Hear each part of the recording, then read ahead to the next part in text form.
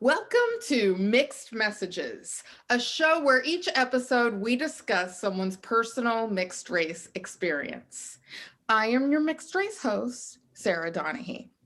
Now, please put your hands together for my very special, very incredible, I'm going to go with phenomenal guest, Vanessa Jones. Woo! Woo! Welcome. Thank you. Thank you. I am excited you are here. Finally. All right, Vanessa, let's go. Let's break the ice. Okay. I know. What are you? The question I've been getting all my life. Really? No. So, I am pretty freaking awesome, but I am half Mexican and half Black. My mother is Mexican and my father is Black. Nice. Cool. And before we get into it, I want to say how we connected. This is our first time meeting, yes. But we connected through a group on Clubhouse called Black, White, Other. Yep. And then I sent you the show, you watched it, you got back to me and you said, you know what, I want to be a guest. And yeah. So here you are. And I will say that of the people I've interviewed, you're the person that I know the least about, which I like. So we're going in fresh. All right. So what I want to know, what led you to the group on Clubhouse, the Black, White, Other? I think I was just I was super new to Clubhouse. And I was trying to figure out what it was about and I think the room popped up somehow on my main page. And I was like, wait a minute, there are people like me on this app. How amazing. And so I popped in one day and was just, honestly, it sounds so corny, but it felt like home for me. And so I would try to be in the rooms as often as possible, just to hear other people's stories and, to try and connect a little bit with a community that I haven't really had before, to be honest. Mm-hmm. Yeah. That's great. That's amazing. Yeah. That's an ad for Clubhouse right there. Yeah. And what made you want to be on this show? Well, I really liked your first episode. And I think when you sent me the link, I think you only had the one. And I just really liked the conversation that you had with your friend. And, I think between watching that video and then having conversations on Clubhouse in the room, I felt like I kind of want to talk about my own experience. I've, not really had the opportunity to do that with people who share similar experiences, mm-hmm. Right? It's always been more me educating people who are, kind of monoracial, if we will. Mm-hmm. So I just figured it would be nice to be a part of maybe, other people who are mixed watching this and feeling like, oh, I can relate to that, or I can relate to this thing, or this person, is similar to me in some way. So yeah. What are you? You said you've been asked this all your life. All my life. Has it always been the same answer? I think when I was younger, when I was a kid, I didn't really get it so much. Because in my family, we didn't really talk about race, and we still don't. I've gone through, I'm mixed, I'm biracial, I'm mixed, I'm Black. We could, yeah, it's really just fluctuated. I think that's a thing with mixed race people, that it it can fluctuate and it changes, and more than once, often more than twice, more than 3 times, and it's a journey. When you tell people you're Mexican and Black, Mhm. have you ever had, I never would have thought that? I've always been really kind of ambiguous looking, and it really just depends on who I'm around. So I have gotten, I mean, everything under the sun. But I would say most commonly what I get is like Polynesian, Pacific Islander. Um, I've had conversations with people from the islands who at the end of the conversation somehow it comes up that I'm not from the islands as well, and they're shocked. So there's something about my features, I think, and my coloring that it's just kind of, I could fit in like a lot of different places. Where do you live now? I live in California, so I live in like the Central Coast, so south of San Francisco, outside of Monterey. Okay. Yeah. And where are you from there? Or No, where are you from? Where did you grow up? I'm not really from anywhere. So my dad was in the Air Force, grew up, I grew up in different places. So lived in California and Arkansas, Ohio. Um, and I moved here for work. So I've been in this area kind of off and on for probably, I don't know, 8 or 9 years. So you lived a lot of different places. And how did they differ? Sacramento being a large city, there's a lot more diversity there. I was really young when I lived there. So I think my community was really my family. Arkansas, completely different.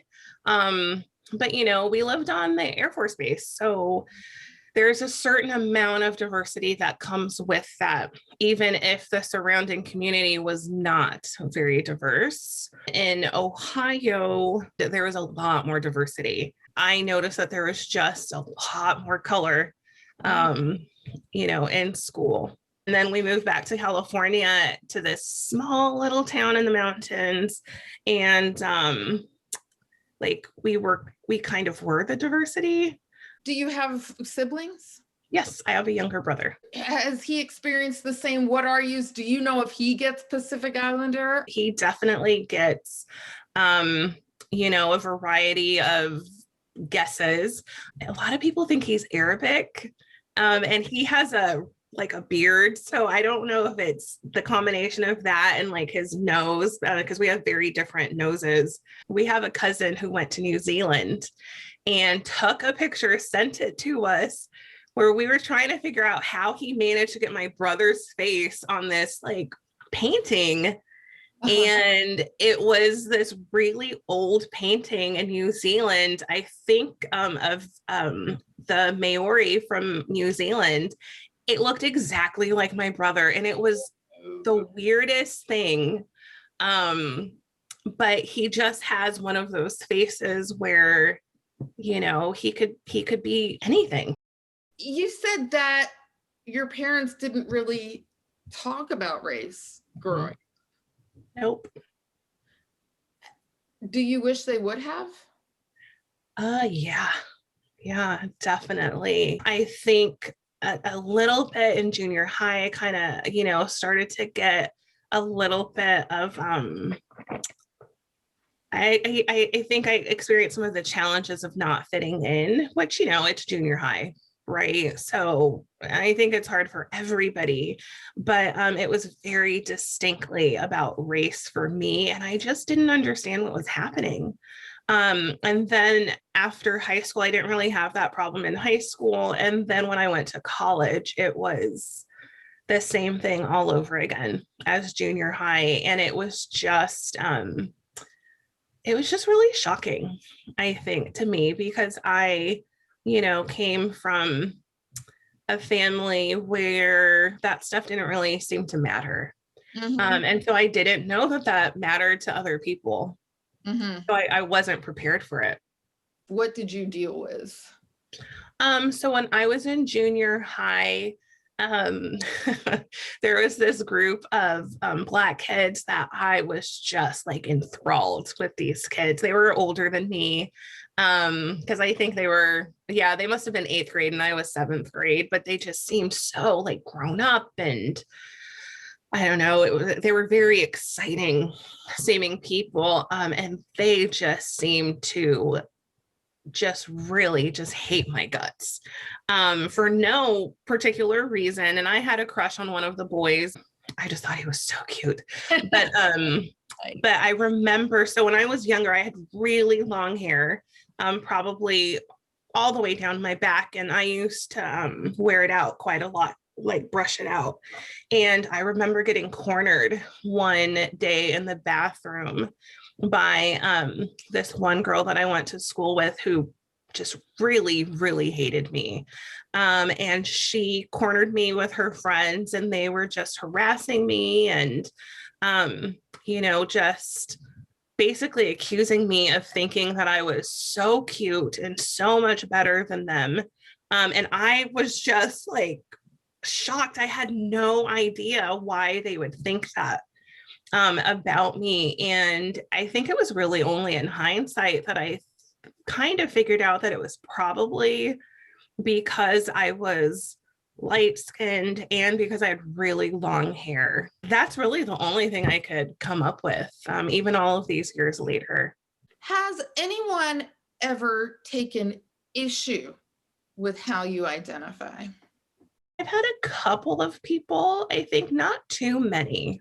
I work with a sizable Black male population. And I remember I was working with one man. This was last year, right? So this was kind of like after George Floyd and with all of the, kind of stuff that was going on in this country at that time. So tensions were pretty, high.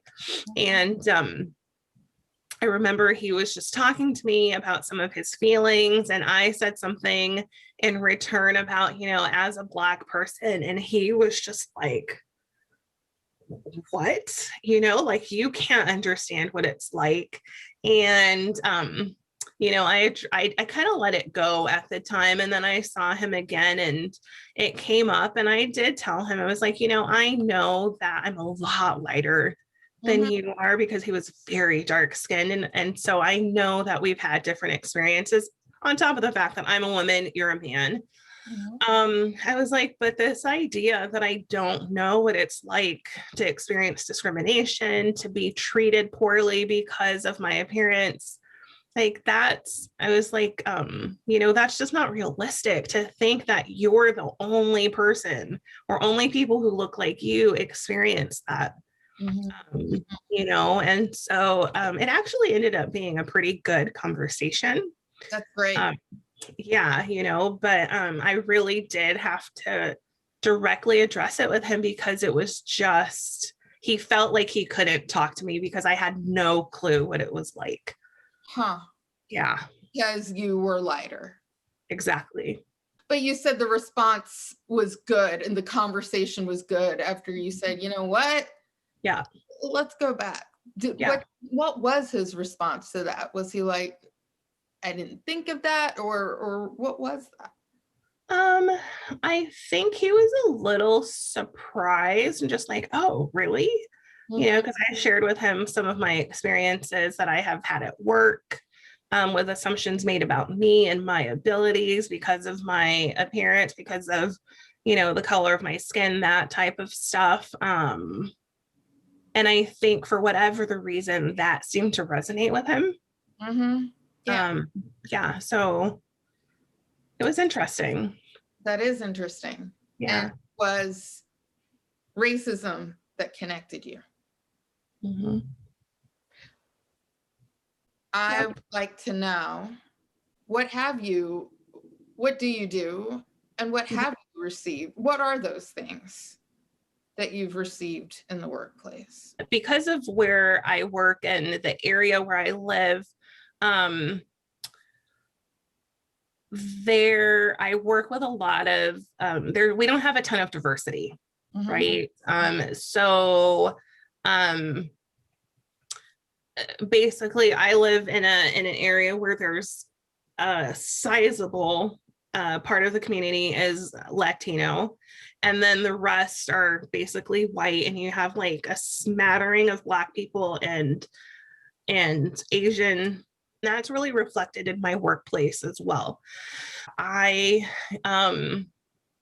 have gotten questioned in terms of some of my colleagues who are older, significantly older than me, and who are white, in terms of my ability. So if I am, you know, giving a history off of on our client, or if I am talking about, I work in mental health, so if we're talking about like diagnosis or things like that, where there can be questioning of my ability, to understand, or to kind of check everything in a way that, having observed other people, doesn't seem to come up as often for them. And also having asked some of my coworkers that I'm, who are friends and who are white, if they kind of have had those experiences. I've had the experience of people thinking that I'm favoring other Black people. Why, I don't even know. But I would say in the workplace, it tends to be more just like questioning my abilities, my knowledge. And I've been doing what I do for, a long, like 11 years. So I definitely, have skill, I have knowledge. And so I think at this point, for it to be questioned, especially when I work, I've worked with the same group of people for 5 years. They're the same colleagues. Really, when I keep saying colleagues, I'm just thinking of one person in particular who kind of tends to be the main culprit. And and I see it come up in other ways where it's, questioning the population that we work with, and, where it's oftentimes more targeted towards the Black clients that we have. It's been uncomfortable, to say the least. My response to it has changed over the years. And so, in the beginning, where I was kind of like more questioning, is this really happened? Is that what that means? Oh, maybe they didn't mean it that way. And now I'm much more, that's inappropriate. I don't appreciate you saying things like that, whether it's about me or if it's about the clients that I'm working with. And just kind of, just calling it out more directly. The fact that these people think that it's okay over and over again is a problem. Right.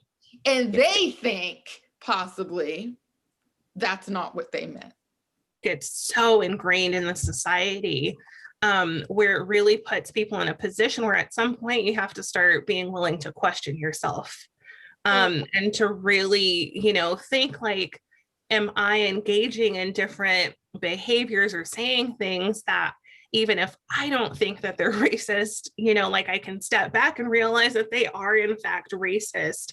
And I think that this person in particular, I don't think he has that kind of awareness to really step back and think, if this keeps getting addressed, like maybe it's a problem. Absolutely. And honestly, if it gets addressed once, and I must say, it's lazy if he doesn't want to do the work, especially in mental health. What is the population you're working with? I work with a prison population. All right. Yeah. So here's the thing. So what if you were favoring Black people? So what? Yeah. I feel like, first off, the work you do is so necessary. And the reason, I am disheartened to hear that your white colleagues are upset if your focus and your favoritism is on Black people. Because they're working with the prison population. They know how unfair it is. They know how unfair it is to Black people, you Right. know? And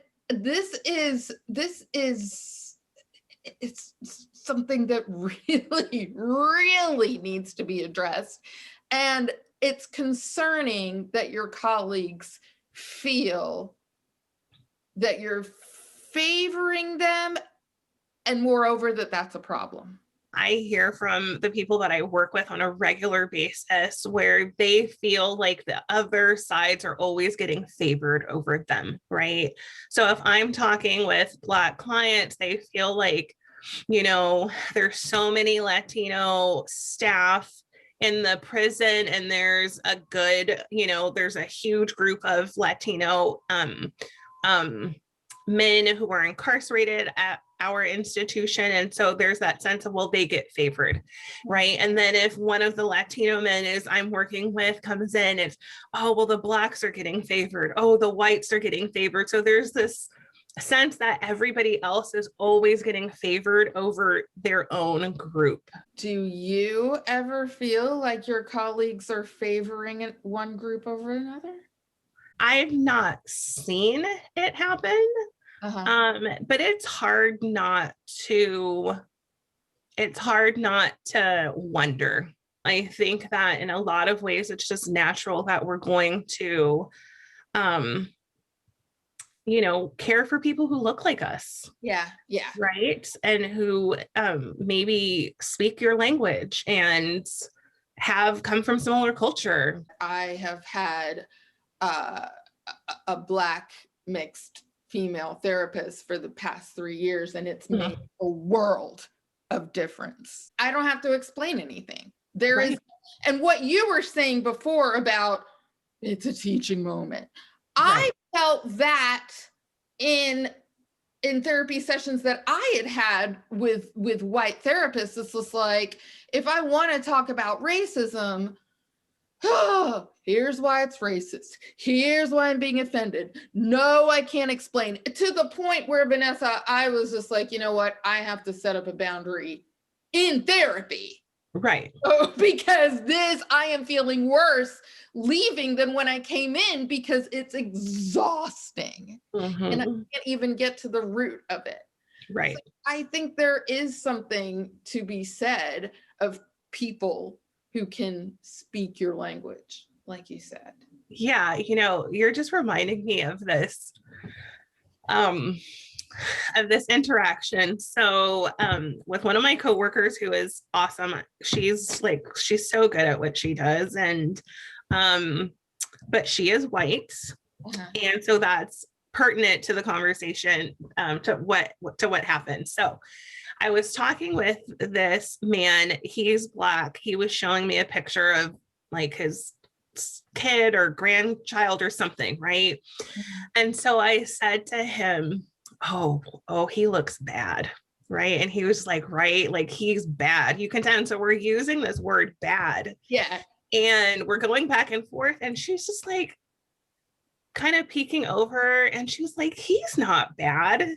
And so I was just like, no, so this is what that means, right? Like, we don't mean he's actually bad. Yeah. We mean that he looks like he's a handful or he's mischievous.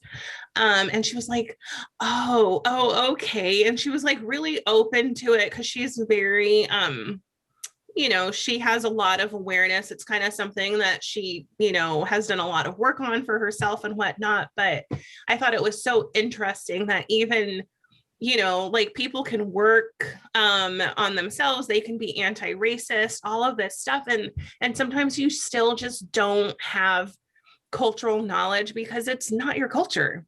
I did a little bit of looking on your Instagram. Okay. And I saw that you travel. Yes. A lot. Mm-hmm. And now, what has been your favorite place? I have different places that I've been to that kind of hold a special place in my heart because I blended in.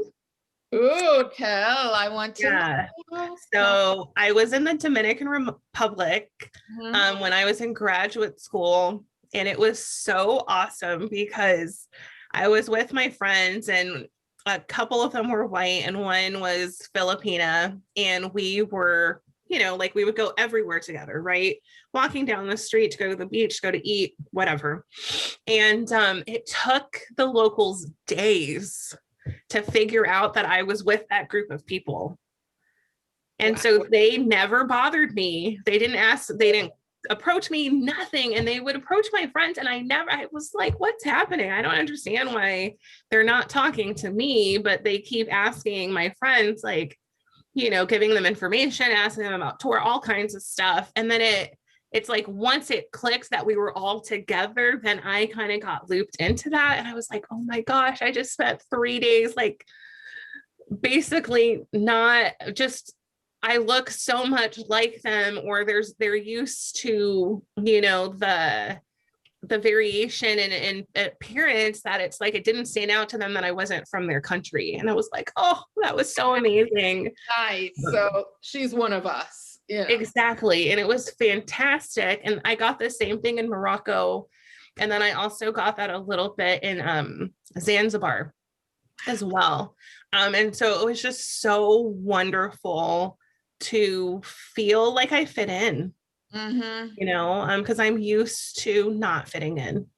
I don't, I haven't met a lot of people who look like me. So yeah, so it's, those places are always really awesome. What are some of the negative experiences? I used to live in West Africa for a couple of years, and, I give people a lot of credit for kind of putting up with me, so to speak, because I really had this thing in my head, and I laugh when I see pictures. I was convinced, you could not have told me otherwise, that these people could not tell that I was not one of them, right? I lived in this community. I was like in the sun all the time, so I was a lot darker, and I was convinced, and I'm pretty sure they probably thought I was out of my mind. Oh, because it used to come up occasionally where I'm just like, oh, you can't tell the difference. You can't tell the difference.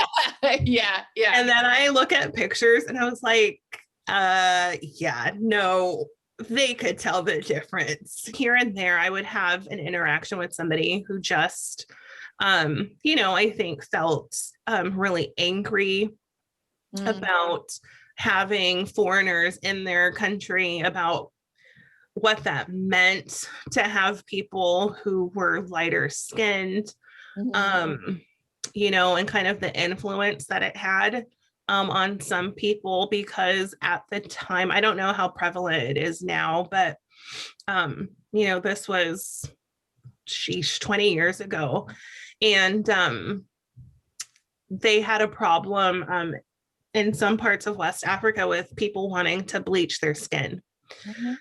And these were like really dark skinned people wanting to bleach in the hopes of kind of getting down to my color. And so I think that, there were some people maybe who felt angry about that, because I was an actual representation, right, of what people were striving for. And it was just so unrealistic because, my mom is Mexican, she's light skinned, and so that's why I, came out the color that I am. And people just, that unrealistic beauty standard. Yeah, I think. And so I would say that my negative interactions with travel have been almost exclusively around that. I went to East Africa 2 years ago, Tanzania, and I did have a sense of being home. Like there was a I had never been, and there was a wow, this is my lineage. Like it did, not that I felt like they think I'm one of them, but there was a sense of, yeah, like, and